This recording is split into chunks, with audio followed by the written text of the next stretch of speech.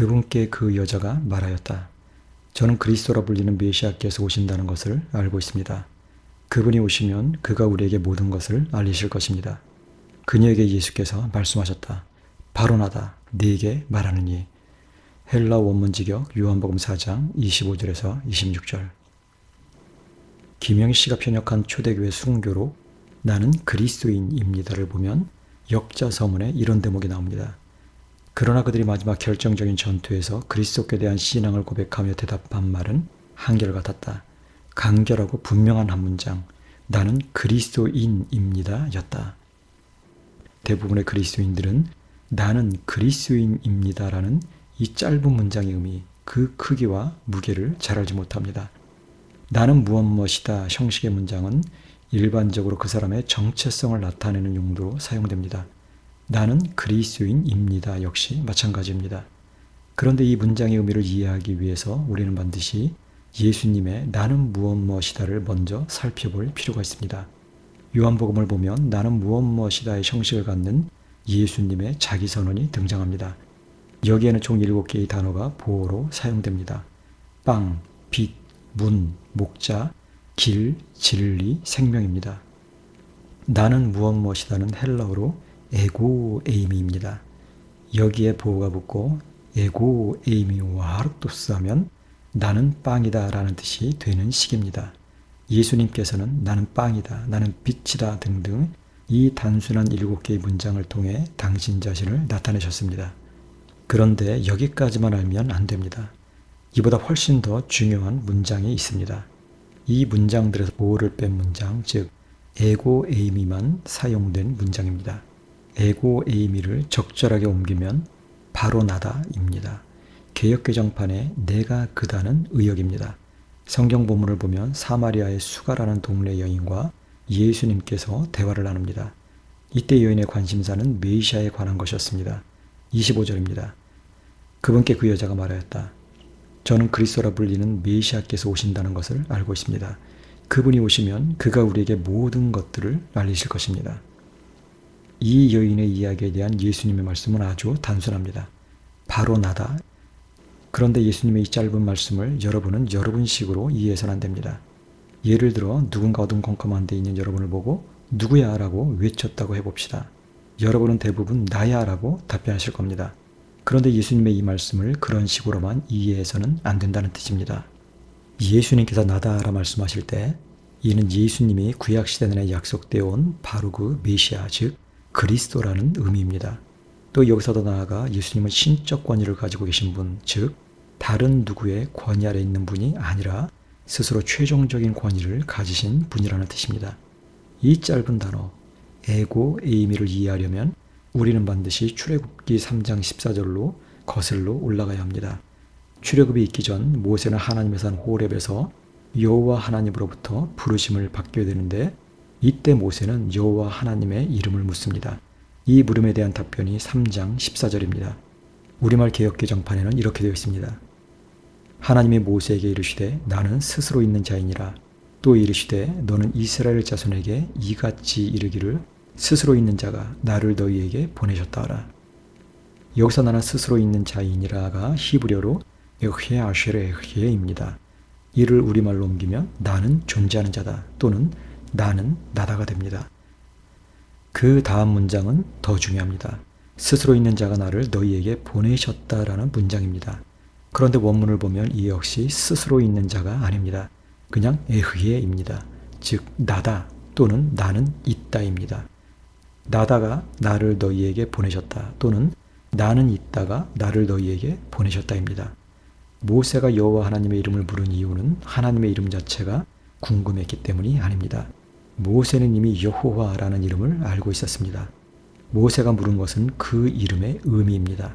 하나님의 답변은 너무나 단순합니다. 나는 나다 또는 나는 있는 자다입니다. 이는 하나님의 불가이성에 관한 것입니다. 하나님은 존재하는 모든 것들을 초월해 계십니다. 동시에 그분은 존재하는 모든 것들의 원천이요 근거입니다. 이 세상에 존재하는 것들은 그것이 무엇이 되었건 자기 안에 존재의 근거를 가지고 있지 않습니다. 존재의 근원과 관련해 나는 나다 또는 나는 존재하는 자다라 말할 수 있는 존재는 없습니다. 오직 하나님만이 나다라 말씀하실 수 있습니다. 바로 나다라는 예수님의 말씀이 정확히 그 의미입니다. 예수님의 이런 어법이 메시아의 신적 권위와 관련이 있다는 것은 거짓 메시아들에 대한 예수님의 언급에서도 확인됩니다. 마가복음 13장 6절입니다. 많은 자들이 내 이름으로 와서 말할 것이다. 바로 나다. 그리고 그들은 많은 사람들을 속일 것이다. 자, 가짜 메시아들 역시 예수님의 어법을 그대로 흉내냅니다. 그들 역시 바로 나다, 에고에임이라 말합니다. 여기서 나다라는 말이 다른 사람들과 동등한 관계에서의 나야라는 의미일까요? 아닙니다. 스스로에게 신적 권위가 있다는 의미로 이 땅에 현현한 메시아라는 의미로 나다입니다. 예수님께서는 나다라는 이 짧은 문장 하나로 가짜 메시아들이 어떻게 메시아를 사칭하는지를 보여주십니다. 그런데 제가 이 부분을 장황하게 말씀드리는 이유가 뭘까요? 바로 예수 그리스도의 권위가 어떤 것인지를 말하고 싶어서입니다.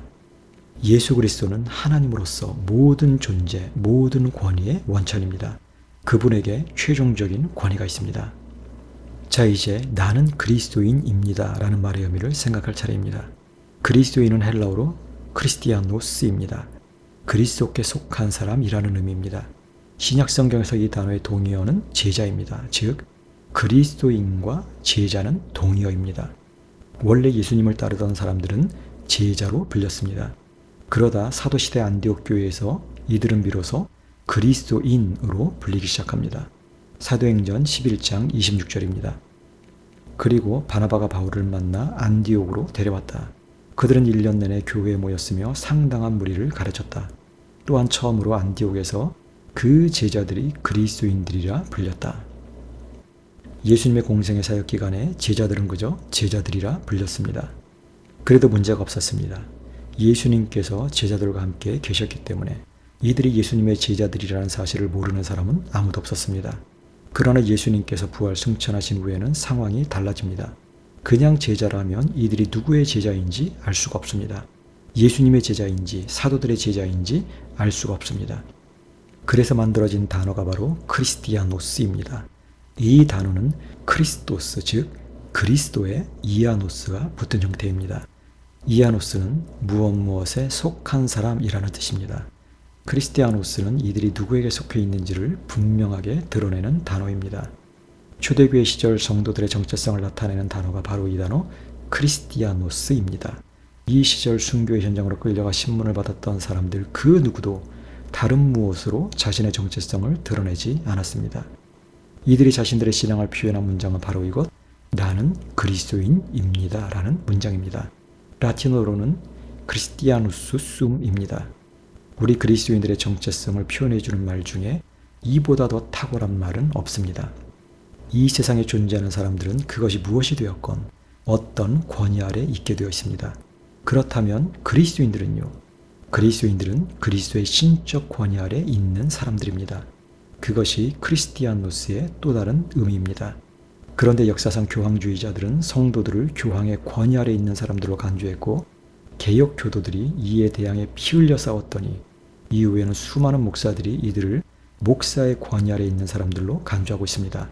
이들은 사실상 크리스티아노스라는 단어를 비하하고 파괴하는 사람들입니다. 이들에게 충고하겠습니다. 앞으로는 성도들을 크리스티아노스, 즉 그리스도인이라 부르지 마십시오. 제가 새로운 단어 하나 만들어 드리겠습니다. 그냥 뽀임의 니아노스라 부르십시오. 목사에게 속한 사람, 목사의 제자, 즉 목사의 권위 아래 있는 사람이라는 뜻입니다. 그리고 앞으로는 드러내놓고 교주 노릇하기 바랍니다. 다들 정신 좀 차렸으면 좋겠습니다. 그리스도인들이 목사를 위해서 있는 게 아닙니다. 목사나 장로나 집사들, 교회의 직분자들이 그리스도인들을 위해서 있는 겁니다. 그런데 참된 자유는 우리가 그리스도의 권위 아래 있을 때 가능합니다. 엄밀한 의미에서 진짜 자유인들은 오직 그리스도인들일 뿐입니다. 사도 바울은 우리 그리스도인들의 상태를 이렇게 전합니다. 골로새서 1장 13에서 14절입니다. 여기서 그분은 성부 하나님입니다. 그분께서 우리를 어둠의 권세에서 구원해내어 그분의 사랑하는 아들의 나라로 옮겨 들이셨습니다. 그분 안에서, 여기서 그분은 성자 하나님입니다. 그분 안에서 우리는 속량을, 죄들의 용서를 받았습니다. 여기 어둠의 권세라는 표현이 등장하는데 이 권세가 바로 권위를 의미하는 헬라어 단어 엑수시아입니다. 사도 바울은 어둠과 아들의 나라를 대비시킵니다. 우리 그리스도인들은 아들의 나라로 옮겨진 사람들입니다. 즉 영역과 신분이 바뀐 사람들입니다. 그리스도의 권위 아래 있는 사람들입니다. 그렇다면 우리가 예수님을 믿어 구원을 얻기 전에는요, 우리는 모두 어둠의 영역 안에 있었습니다. 어둠의 권위 아래 있었습니다. 이 어둠의 권위를 사도 바울은 에베소서 2장 2절에서 이렇게 묘사합니다. 여기서 그것들은 죄들입니다. 그것들 안에서 한때 여러분은 이 세상의 아이온을 따라 공중권세의 즉 불순종의 아들들 가운데서 지금 활동하는 영의 지배자를 따라 행했습니다. 우리말 성경은 아이온을 풍조라고 옮겼는데 정확하지 않습니다. 아이온은 이 구절 자체가 설명하고 있듯 공중권세의 지배자로 보는 게 자연스럽습니다.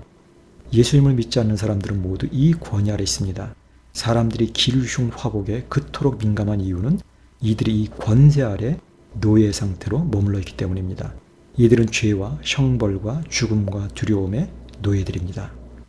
우리 그리스도인들은 이 노예 상태에서 해방된 사람들입니다. 어둠의 권위, 권세에서 아들의 나라로 옮겨진 사람들입니다. 우리는 자유인들입니다. 그런데 이 자유는 우리가 우리의 힘으로, 우리의 의지로, 우리의 선행으로 얻은 게 아닙니다. 이것이 처음부터 우리의 힘으로 가능했다면 사도 바울이 굳이 어둠의 세력에 권위, 즉 엑수시아라는 단어를 덧붙이지 않았을 겁니다. 이 세상에 존재하는 사람들은 모두 예외 없이 둘 중 하나입니다. 어둠의 권위 아래 있던가 그리스도의 권위 아래 있던가입니다. 중간지대는 존재하지 않습니다. 우리를 어둠의 권세에서 아들의 나라로 옮기신 분, 우리에게 양자의 신분을 주신 분은 다름 아닌 하나님 아버지입니다. 그 근거는 그리스도의 십자가 대속사역이요, 이를 우리로 하여금 깨닫고 인정하고 받아들이게 하신 분은 성령님입니다. 이는 전적으로 삼위일체 하나님의 은혜요, 일이요, 능력입니다. 그로 말미암아 우리가 자유인이 된 겁니다. 그런데 역사상 우리 그리스도인들이 누리는 이 자유를 도둑질하려는 사람들이 교회 안에 넘쳐났고 지금도 넘쳐나고 있으며 앞으로도 넘쳐날 겁니다. 중세 천년 교회를 지배하던 정신은 공로주의 사상이었습니다. 인간이 자신의 노력과 선행으로 스스로를 구원해야 한다는 가르침입니다. 사기입니다. 인간이 할 수 없는 것을 하게 하고 그래서 무력감에 빠져버린 인간을 노예화하는 노예화 프로젝트입니다. 오늘날도 마찬가지입니다. 톰 라이트 같은 자들이 주장하는 바울 복음의 새 관점이 무엇인가요? 이신칭의를 부정하고 공로주의로 회귀하는 것입니다. 종교 사기꾼들의 올무입니다. 그 끝은 노예 짓거리입니다. 이신칭의는 단지 믿음으로 의로워진다만을 의미하지 않습니다. 이신칭의는 우리 그리스도인들이 얻은 이 신분이 어떤 것인지를 보여주는 여러 장치 중에 하나입니다. 당연히 이신칭의는 우리가 얻은 이 구원의 전체적인 맥락 속에서 이해되어야 합니다. 사도 바울은 로마서 8장 28에서 30절에서 이를 이렇게 증언합니다. 제가 번역한 것으로 다시 읽어드리겠습니다. 이제 우리는 하나님을 사랑하는 이들과 즉 계획대로 부름받은 이들과 모든 것들이 선을 위해 함께 작용하고 있음을 압니다.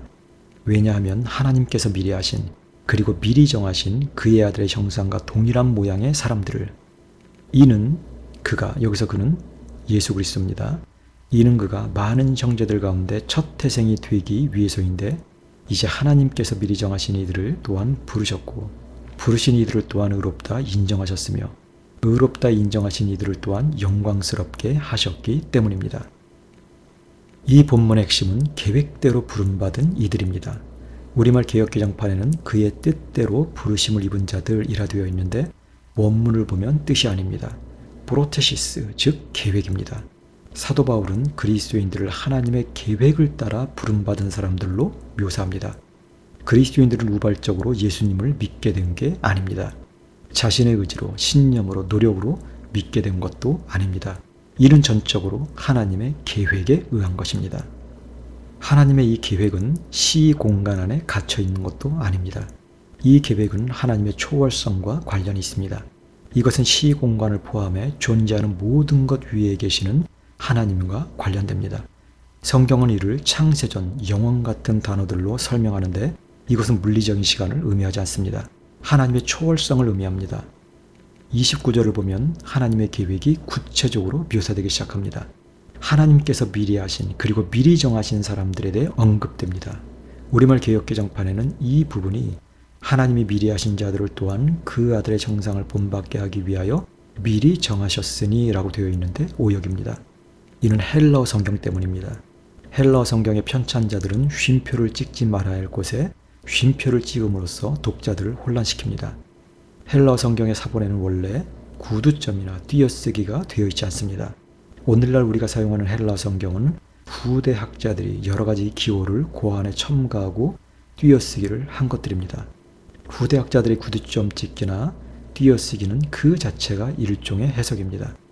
그런데 원어 성경을 번역하는 사람들이 이들의 해석을 아무 생각 없이 따라가게 되면 반드시 문제가 생깁니다. 이 본문이 그런 경우입니다. 이 부분에 대해 더 자세히 살펴보지는 않겠습니다. 우리말 개역개정판에는 이 부분이 예지 예정서를 나타내는 것처럼 되어 있지만 아닙니다.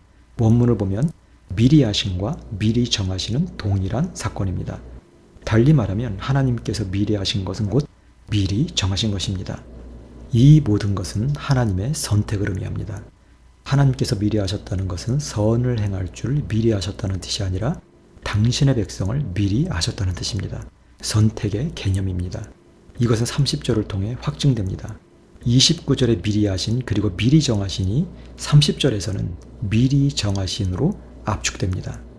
사도 바울은 분명 예지와 예정을 한마디 단어 예정으로 요약하고 있습니다. 하나님께서 우리의 구원을 이루시는 것은 절대 우발적인 사건이 아닙니다. 만일 그것이 우발적이라면 하나님께서 어느 날 기분이 내키셔서 우리가 하는 짓을 보다 대견해서 우리를 구원하기로 결정하신 게 됩니다. 그것만큼 슬픈 일은 없습니다.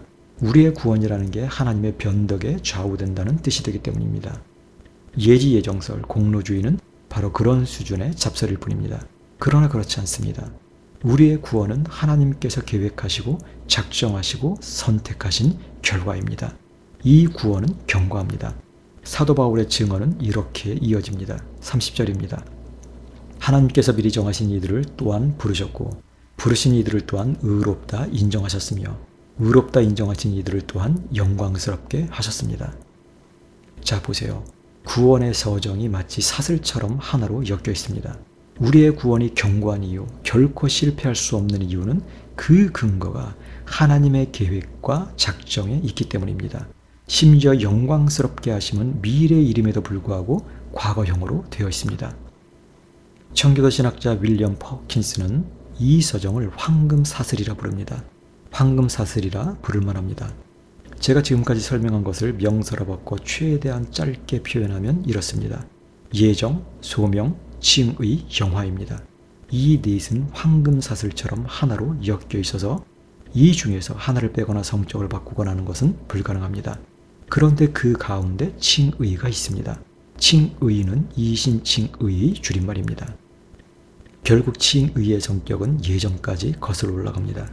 하나님께서 우리를 구원하기로 계획하고 작정하신 결과가 바로 이신칭의입니다. 믿음으로 의로워진다입니다. 그런데 하나님의 작정, 예정 이런 것들은 다 무엇을 말해주나요? 하나님의 주권입니다. 예정이 하나님의 주권에 속하는 문제라면 칭의 역시 하나님의 주권에 속한 문제입니다. 결국 구원의 서정 모두는 하나님의 기뻐하시는 뜻에 기초합니다. 여기에 인간의 행위가 비집고 들어갈 자리는 눈꼽만큼도 없습니다. 바울복음의 세관점이요? 헛소리하지 말라 하십시오. 사도 바울은 우리 그리스도인들을 하나님을 사랑하는 자들로 묘사합니다. 왜 우리가 하나님을 사랑하나요? 노예 신분이기 때문에요? 아직은 의롭지 않으니까 형벌을 받을까 두려워서요? 의롭다 인정받기 위해서요? 나름대로 자신의 공로를 쌓아놓고 있어서요? 사기꾼들의 입에 발린 말에 속지 마십시오. 우리가 하나님을 사랑하는 이유는 우리가 은혜로 값없이 하나님의 자녀가 되었기 때문입니다. 우리는 아들로서 딸들로서 하나님을 사랑합니다. 그러면 꼭 어떤 사람은 여기에 무언가를 덧붙입니다. 그럼 이제 우리 죄져도 되는 겁니까? 하나님의 자녀답게 사세요. 이게 제 답변입니다. 지금 우리는 그리스도인의 자유에 대해 생각해보고 있는데 이와 관련해 우리가 반드시 살펴보아야 할 사람이 있습니다. 바로 종교개혁자 마틴 루터입니다. 장로교의 토대는 칼빈에게 있다 보니 많은 수의 장로교도들은 루터를 경시하는 경향이 있습니다. 그러나 그래서는 안 됩니다. 물론 루터와 칼빈은 신학적 경향이 조금 다릅니다.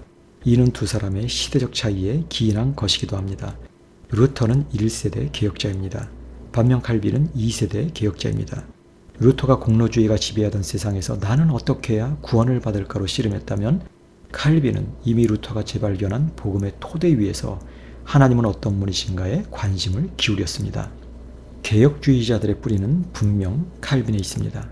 칼빈의 신학사상에 있어 가장 중요한 것은 하나님의 주권 사상입니다. 그러나 그렇다고 해서 칼빈과 칼빈 이후의 개혁주의자들이 이신칭의를 경시하는 것은 결코 아닙니다. 만일 누군가가 이신칭의를 부정한다면 그는 역사적 개혁주의의 노선에 서 있지 않다는 뜻입니다. 오늘날 많은 사람들이 스스로 개혁주의자를 자처하면서 정작 이신칭의를 부정합니다. 그러나 그들은 개혁주의자가 아닙니다. 사기꾼들입니다. 아마 여러분 마틴 루터의 종교개혁 3대 논문에 대해 들어보셨을 겁니다. 독일 크리스찬 귀족에게 보내는 글, 교회의 바벨론 감금, 크리스찬의 자유, 이 세 가지입니다. 첫 번째 논문은 교황제의 오류를 개혁하는 것에 관한 것이고 두 번째 논문은 가톨릭의 잘못된 예배 의식에 관한 것입니다. 지금 우리가 살펴보려고 하는 것은 세 번째 논문, 크리스찬의 자유입니다. 이 세 번째 논문, 크리스찬의 자유가 다루고 있는 핵심적인 내용이 바로 이신칭의입니다. 루터가 칭의와 관련해 먼저 주목하는 것은 율법의 첫 번째 기능, 즉 초등교사로서의 기능입니다. 율법은 죄를 규정합니다. 인간으로 하여금 죄를 깨닫게 합니다. 그러나 깨닫게 할 뿐 그것을 지킬 힘은 주지 않습니다. 율법을 안다고 해서 사람들이 율법대로 살 수 있는 것은 아닙니다. 이 세상에 율법을 지켜 의롭다 인정될 사람은 단 하나도 없습니다. 톰 라이트 같은 자들은 그것이 가능하다고 주장하지만 종교적 사기일 뿐입니다. 당연히 인간은 율법 아래서 절망하게 됩니다. 율법은 사람들이 자신의 죄인됨을 깨닫고 그리스도께로 달려가게 만듭니다. 이것이 율법의 첫 번째 기능입니다. 루터가 율법을 다루면서 주목하는 것은 하나님의 약속입니다. 루터의 이야기를 직접 들어보겠습니다. 만일 사람이 계명을 통하여 그의 무력함을 인식하게 되고 어떻게 율법을 충족시킬 수 있는가에 대해서 근심하게 될 때 그는 그 자신 속에서 그가 의롭게 되고 구원받을 수 있는 아무것도 찾지 못하게 될 것이다. 여기서 성경의 둘째 부분이 우리를 돕게 된다. 곧 하나님의 약속이다. 이리하여 공적 없이 신앙만에 의하여 영원히 하나님의 말씀으로 의롭게 되고 거룩하게 되며 참되고 평화롭고 자유롭게 되고 모든 축복으로 충만케 되며 참으로 하나님의 아들들이 되는데 이른다. 루터에 의하면 하나님께서 약속하신 것은 예수 그리스도입니다. 루터는 구약 성경이 율법과 약속에 대해 진술하는데 인간은 율법을 지켜 의롭게 되는 게 아니라 그 약속의 내용, 즉 예수 그리스도를 믿어 의롭게 된다고 말합니다. 여기서 첫 번째 자유가 나옵니다. 바로 율법으로부터의 자유입니다. 만일 우리에게 약속이 주어져 있지 않았다면 예수 그리스도를 믿어 의롭게 되는 게 아니라면 우리는 여전히 율법의 속박 아래 있게 될 겁니다. 율법 아래서 하나님의 자녀가 아닌 그저 평생 죄의 노예로 살게 될 겁니다. 율법 아래서는 둘 중 하나입니다. 위선자가 되거나 아니면 평생 죄책감 속에 살다가 죽거나 둘 중 하나입니다. 제가 바울복음의 세 관점을 주장하는 유형의 사람들에게서 발견하는 게 정확히 이런 모습입니다. 위선자이거나 정신병자거나 큰소리치는 인간들 알고 보면 더 더럽고 추잡하고 탐욕스러운 게 현실입니다. 심지어 이런 사람들은 죄책감조차 없습니다. 쉽게 말해 죄가 죄인지조차 모릅니다. 아니, 성경이 죄라고 주장한 것조차 죄가 아니라고 합니다. 그러니 자신들은 의롭다, 스스로를 구원할 수 있다는 망상에 빠지는 겁니다. 이들의 거짓말, 과대 망상에 속아 넘어가선 안 됩니다. 그런데 우리가 율법으로부터 자유해진다 할 때 그것은 율법의 저주와 형벌로부터 자유해진다는 뜻입니다. 율법 자체는 하나님의 거룩하신 성품과 우리 인간의 본분이 무엇인지를 알려준다는 점에서 거룩합니다. 당연히 율법의 정신과 원리는 폐기되지 않습니다.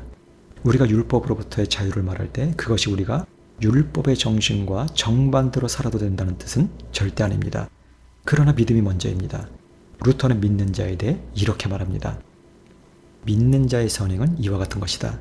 신앙에 의하여 성별된 크리스찬이 선을 행하는 것이지 그 선행이 그를 더 거룩하게 하거나 혹은 더 크리스찬이 되게 하지 못한다. 그러므로 다음의 진술이 참되다고 할 수 있다. 선행이 선한 사람을 만들지는 못하나 선한 사람은 선한 일을 행한다. 루터의 말이 맞습니다. 믿는다는 것은 단지 지적 동의만을 의미하지 않습니다. 믿는다는 것은 전적인 의탁을 의미합니다. 이는 거듭난 사람에게서 나타나는 특징입니다. 믿음이 먼저입니다. 그런데 그 믿음에는 행위가 뒤따릅니다. 그리스도인의 자유는 결국 선을 행할 자유로 귀결됩니다. 루터는 이런 글을 남겼습니다. 곧 신앙은 활발하고 친절히 행해지며 어떤 보수를 바라지 않고 기꺼이 섬기는 가장 자유로운 봉사의 행위로 나타난다. 루터는 이 소논문에서 이신칭 의에 이어 만인 제사장직을 다룹니다. 모든 그리스도인은 제사장이요 왕입니다. 그런데 이 신분은 절대 종에게 주어지지 않습니다. 자유인에게, 하나님의 자녀들에게 주어집니다. 그리스도인들은 하나님의 자녀로서 제사장 왕의 특권을 받아 누리는 사람들입니다. 이신칭의가 아니라면 그리스도인들의 이 신분, 이 지위를 설명할 수 없습니다. 루터의 이신칭의를 꿰뚫고 있는 핵심 개념은 그리스도인의 자유입니다. 이는 단지 율법의 저주와 형벌로부터의 자유만을 의미하지 않습니다. 이는 필연적으로 하나님의 자녀로서의 자유로 이어집니다. 이 자유는 하나님을 아버지로 알며 온전히 사랑하고 섬기는 자유, 즉 선을 행하는 자유입니다. 제사장 왕이라는 고귀한 신분으로 행하는 자유입니다. 그리스도인들이 이 신분을 얻은 이유는 이들이 예수 그리스도를 믿어 의롭다 인정되었기 때문입니다. 이는 전적으로 하나님의 은혜입니다. 반면 예수님을 믿지 않는 사람들은 율법의 멍에 아래 있을 뿐 아니라 어둠의 권세 아래서 거짓과 기만 아래서 노예 상태로 머물게 됩니다. 중세 천년 동안 로마교는 자신들의 거짓된 가르침으로 이 노예 상태를 더욱더 심화시켰습니다. 오늘날도 크게 다르지 않습니다. 종교 사기꾼들은 주 예수를 믿으라. 그리하면 너와 내 집이 구원을 얻으리라를 주 예수를 믿으라. 그리고 선행을 해라. 그러면 구원받을지도 모른다. 또는 심지어 목사에게 충성해라. 그러면 복받고 잘 살게 될 것이다로 바꿔놓았습니다. 사악한 인간들입니다. 사실 이들의 자유는 불신앙과 탐욕을 따라 살아갈 자유입니다. 그런데 사람들은 어리석게도 종교 사기꾼들한테 속아 죽을 때까지 그들의 노예 노릇합니다. 정신 차려야 합니다. 냉정하게 말해 이들의 노예 상태는 스스로 자초한 겁니다. 노예 근성으로 똘똘 뭉쳐 있으니까 노예로 전락하는 겁니다. 하나님께서는 우리에게 가장 좋은 방식을 선물로 주셨습니다. 예수 그리스도의 십자가 죽으심을 믿어 의롭다 인정되는 방식입니다. 은혜로 값없이 하나님의 자녀가 되는 방식입니다. 모든 면에서 자유인으로 살아가는 방식입니다. 자유인으로서 제사장 왕으로서 마음에서 우러나와 하나님을 사랑하고 경외하며 자발적으로 타인을 돕고 섬기는 방식입니다. 약 500년 전 루터는 진리로 거짓의 체계를 모조리 깨트려버렸습니다. 자유를 선언했습니다. 사기꾼들이 사람들 속에 심어놓은 노예 근성을 뿌리째 뽑아버렸습니다. 종교개혁계의 그리스도인들은 이 인식, 하나님의 자녀라는 인식, 제사장 왕이라는 인식, 이 사상의 전환 아래 자유인으로서 당시의 거짓과 맞서 싸웠습니다. 교회개혁을 이루어냈습니다. 진짜 혁명은 의식의 전환에서 시작됩니다. 여러분, 하나님의 자녀로서 가지는 자유가 어떤 것인지 알아야 합니다. 자, 이번 강의 첫 부분으로 돌아가겠습니다. 그리스도인들의 정체성을 규정짓는 말은 크리스티아누스 숨, 나는 그리스도인입니다 라고 했습니다. 이것이 모든 것을 말해줍니다. 우리는 그리스도의 권위 아래 있는 사람들입니다. 자유인들입니다. 하나님의 자녀, 제사장, 왕입니다. 사기꾼들이 그리스도의 권위 아래 비집고 들어와 여러분을 노예로 만들도록 내버려둬서는 안 됩니다. 기도하겠습니다.